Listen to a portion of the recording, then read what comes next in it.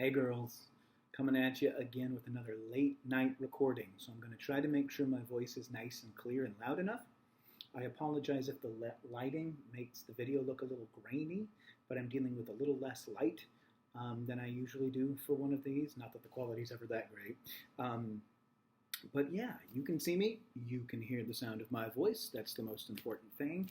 And we're together again to read chapter 10 of Charlotte's Web, An Explosion. That sounds pretty exciting. Okay, so let's just jump right into it, shall we? Let's. Chapter 10, An Explosion. Day after day, the spider waited, head down, for an idea to come to her. Hour by hour, she sat motionless, deep in thought.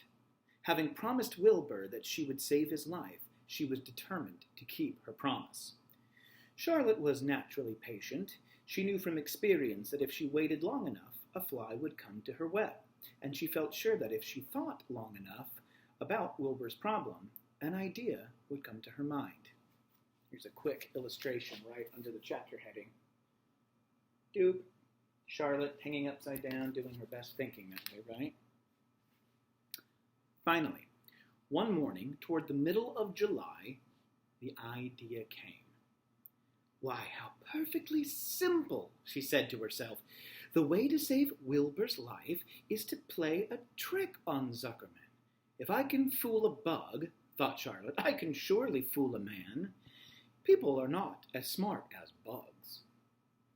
Wilbur walked into his yard just at that moment. What are you thinking about, Charlotte? He asked. I was just thinking, said the spider, that people are very gullible. Oh, what does gullible mean? Easy to fool, said Charlotte. Oh, well, that's a mercy, said Wilbur, and he lay down in the shade of his fence and went fast asleep.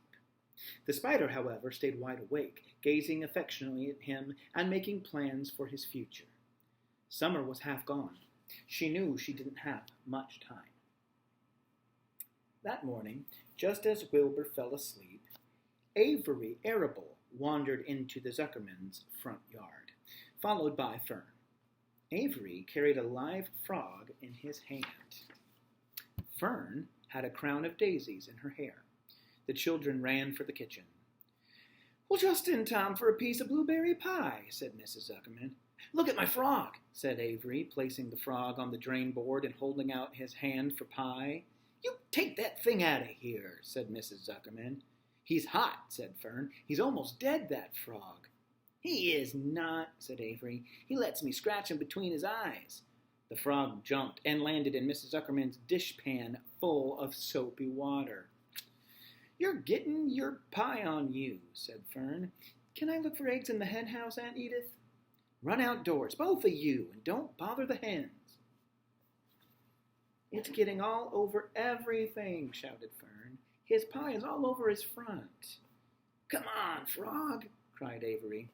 He scooped up his frog. The frog kicked, splashing soapy water onto the blueberry pie. Oh, another crisis, groaned Fern. Let's swing in the swing, said Avery. The children ran out to the barn. Mr. Zuckerman had the best swing in the county. It was a single long piece of heavy rope tied to the beam over the north doorway. At the bottom of the end of the rope was a fat knot you could sit on. It was arranged so that you could swing without being pushed. You climbed a ladder to the hayloft. Then, holding the rope, you stood at the edge and looked down and were scared and dizzy. Then you straddled the knot so that it acted as a seat. Then you got up all your nerve, took a deep breath, and jumped. For a second you seemed to be falling to the barn floor far below, but then suddenly the rope would begin to catch you, and you would sail through the barn door going a mile a minute, with the wind whistling in your eyes and ears and hair. Then you would zoom up toward the sky and look up at the clouds, and the rope would twist, and you would twist and turn with the rope. Then you would drop down, down, down out of the sky, and come sailing back into the barn, almost into the hayloft. Then sail out again, not quite so far this time. Then in again, not quite so high. Then out again, then in again, then out again, then in, and then you jump off and fall down and let someone else try it. Mothers for miles around worried about Zuckerman's swing. They feared some child would fall off. But no child ever did. Children almost always hang into things tighter than their parents think they will. Avery put the frog in his pocket and climbed to the hayloft. "The last time I swung in this swing, I almost crashed into a barn swallow," he yelled. "Take the frog out," ordered Fern. Avery straddled the rope and jumped. He sailed out through the door, frog and all, and into the sky, frog and all. Then he sailed back into the barn. "Whew, your tongue is purple," screamed Fern. "So is yours," cried Avery, sailing out again with the frog. "I have hay inside my dress. Ugh, it itches," called Fern. "Scratch it," yelled Avery as he sailed back. "It's my turn," said Fern. "Jump off." "Fern's got the itch," sang Avery. When he jumped off, he threw the swing up to his sister. She shut her eyes tight and jumped. She felt the dizzy drop, then the supporting lift of the swing. When she opened her eyes, she was looking up into the blue sky and was about to fly back through the door. They took turns for an hour. When the children grew tired of swinging, they went down toward the pasture and picked wild raspberries and ate them. Their tongues turned from purple to red. Fern bit into a raspberry that had a bad-tasting bug inside it and got discouraged. Avery found an empty candy box and put his frog in it. The frog seemed tired after his morning in the swing. The children walked slowly up toward the barn. They too were tired and hardly had enough energy to walk. "Hey, let's build a tree house," suggested Avery. "I want to live in a tree with my frog." "I'm going to visit Wilbur," Fern announced. They climbed the fence into the lane and walked lazily into the pig pen. Wilbur heard them coming and got up. Avery noticed the spider web, and coming closer, he saw Charlotte. But before I turn the page to talk more about Charlotte, look at this picture of the kids swinging. Woo! Look, Avery up there. Can you imagine jumping off that high loft and swinging out the door? A little scary, but a lot of fun, I'm sure. All right. So what happened? Avery just saw Charlotte. "Hey, look at that big spider," he said. "It's tremendous." "Leave it alone," commanded Fern. "You've got a frog. Isn't that enough?" "That's a fine spider, and I'm gonna capture it," said Avery. He took the cover off the candy box. Then he picked up a stick. "I'm gonna knock it off that old spider, off his web and into this box," he said. Wilbur's heart almost stopped when he saw what was going on. This might be the end of Charlotte if the boy succeeded in catching her. "You stop it, Avery," cried Fern. Avery put one leg over the fence of the pig pen. He was just about to raise the stick to hit Charlotte when he lost his balance. Whoa, he swayed and toppled and landed on the edge of Wilbur's trough. The trough tipped up and then came down with a slap. The goose egg was right underneath. There was a dull explosion as the egg broke, and then a horrible smell. Fern screamed. Avery jumped to his feet. The air was filled with the terrible gases and smells from the rotten egg. Templeton, who had been resting in his home, scuttled away into the barn. "Good night," screamed Avery. "Good night, what a stink. Let's get out of here." Fern was crying. She held her nose and ran toward the house. Avery ran after her, holding his nose. Charlotte felt greatly relieved to see him go. It had been a narrow escape. Let's see a quick picture of Avery tumbling from the fence onto the trough and right onto that rotten egg. Later on that morning, the animals came up from the pasture, the sheep, the lambs, the gander, the goose, and the 7 goslings. There were many complaints about the awful smell, and Wilbur had to tell the story over and over again of how the arable boy had tried to capture Charlotte, and how the smell of the broken egg drove him away just in time. "It was that rotten goose egg that saved Charlotte's life," said Wilbur. The goose was proud of her share in the adventure. "Well, I'm delighted that the egg never hatched," she gabbled.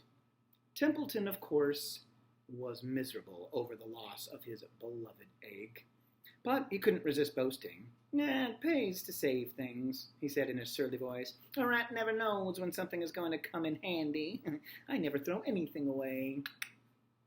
Well, said one of the lambs, this whole business is all well and good for Charlotte, but what about the rest of us? The smell is unbearable. Who wants to live in a barn that is perfumed with rotten egg?